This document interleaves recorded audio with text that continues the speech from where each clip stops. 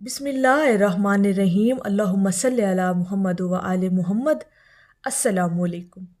दुरूद पाक की एक इंतहाई खूबसूरत प्यारी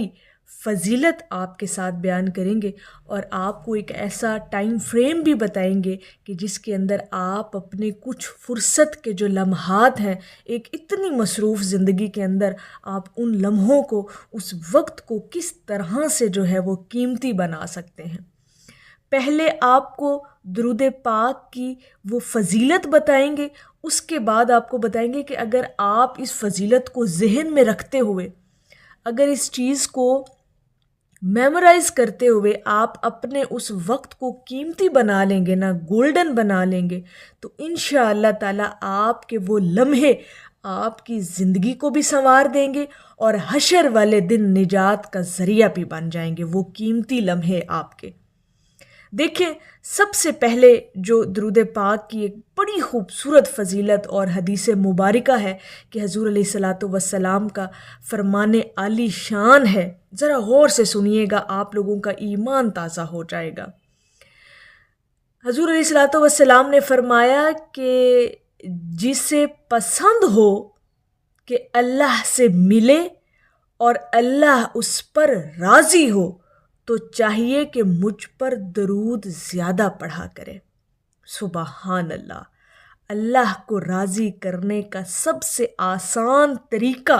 हमारे नबी अलैहिस्सलातु वस्सलाम ने हम तक पहुंचा दिया। कितना आसान तरीका है इसका अगर हम थोड़ा सा मफहूम और मज़ीद समझने की कोशिश करें इस हदीस मुबारका का, तो जिसको अल्लाह को मनाना हो, अल्लाह को राज़ी करना हो और वो चाहता हो कि जब मरने के बाद उसकी मुलाकात अपने अल्लाह रब्बुल इज़्ज़त से हो, तो अल्लाह पाक उस पर अपनी करम की निगाह करे और अल्लाह की ज़ात उस शख्स पर राज़ी हो, तो इसका आसान हल हमें नबी अलैहिस्सलातु वस्सलाम ने बताया कि वो मुझ पर कसरत से वो शख्स दुरूद पाक पढ़ा करे, जिसे अल्लाह को मनाना हो, जिसे अल्लाह रब्बुल इज़्ज़त को राज़ी करना हो और जिससे रब्बे कायनात, खालिके कायनात राज़ी हो गया, उसके लिए फिर मैं समझती हूँ कि उसका फिर मुकाम ही अलग है जिससे अल्लाह पाक राज़ी हो जाता है। इस दुनिया के अंदर भी अल्लाह पाक उसको इतना नवाजता है और हशर वाले दिन अगर अल्लाह पाक ने खुश होकर और राज़ी होकर अपने उस बंदे को मुखातिब कर लिया, तो मेरे ख़्याल में उसकी जो है वो हशर भी जो है वो उसका सुरखरू हो जाएगा। तो ये अगर फ़जीलत आप अपने माइंड में रखेंगे ना, और जो फ़ुर्सत के आपके कुछ लम्हे हैं, जब आपको इतनी मसरूफ़ ज़िंदगी के अंदर कुछ लम्हे आपको फ़ुर्सत के मिल जाएं और अगर आप उस अपने वक्त को कीमती बनाना चाहें, तो यकीन करें कि दरूद पाक से बढ़कर कोई ख़ूबसूरत ज़िक्र और इबादत कोई नहीं है। देखें, वक्त की पाबंदी नहीं है, जगह की पाबंदी नहीं है, वज़ू या बेवज़ू होने की कोई पाबंदी नहीं है। आप अपने उस वक्त को कीमती बनाएं। बस कोशिश किया करें कि आपका जो वो वक्त है जिसमें आपको थोड़ा सा भी टाइम मिल गया, कोई भी ऐसा लम्हा आपको मिल गया कि जिसके अंदर आप ख़ुद को रिलैक्स फ़ील कर रहे हैं, कोई ऐसा काम नहीं है, कहीं पे आपका जहन जो है या आपकी तवज्जो जो है वो किसी काम की तरफ नहीं है और आप थोड़ा फ़ील कर रहे हैं कि आप इजी हैं, तो यकीन करें कि उस लम्हे में दरूद पाक पढ़ना शुरू कर दिया करें। कोई भी शॉर्ट सा दरूद पाक अपने मामूल का हिस्सा बना लें जिसे आप आसानी से पढ़ सकें और आपकी ज़ुबान पर भी आसानी से वो जारी हो सके। तो मैं कहती हूँ कि इतना सरूर मिलेगा आपको अपनी ज़िंदगी के अंदर, इतनी लाइफ हल्की फुल्की महसूस होगी ना। और अगर मैं आपको अपना ज़ाती एक्सपीरियंस बताऊँ ना, तो यकीन करें कि देखें, ये जो दौर है ना हमारी, जिसके अंदर हम जिंदगियां गुजार रहे हैं, हर दूसरा बंदा आपको डिप्रेस नज़र आएगा, डिप्रेशन का शिकार होगा, स्ट्रेसफुल होगा, कोई ना कोई कहीं ना कहीं वो किसी उलझन में उलझा हुआ होता है। ये एक फितरी अमल है और कुछ हमारी सोसाइटी का मैं समझती हूँ कि ये अलमिया भी है कि हर दूसरा बंदा जो है वो सेटिस्फाइड नज़र नहीं आता। کہیں نہ کہیں اس کو اپنی لائف کے اندر کچھ نہ کچھ کمی جو ہے وہ ضرور محسوس ہوتی رہتی ہے، جس کو وہ لے کر سٹریسفل رہتا ہے۔ تو ذاتی ایکسپیرینس بتانے کی میں جو بات کر رہی ہوں وہ یہ ہے کہ جب آپ لوگ درود پاک کی طرف متوجہ رہتے ہیں نا، اور ذکر کرتے رہتے ہیں، اور جب بھی کوئی ایسی بات آپ کے ذہن میں آئے اور فوراً آپ کا مائنڈ ڈائیورٹ ہو جائے کہ میں کیوں نہ درود پاک پڑھنا شروع کر دوں، تو یقین کریں کہ جتنی وہ مشکل ہوگی،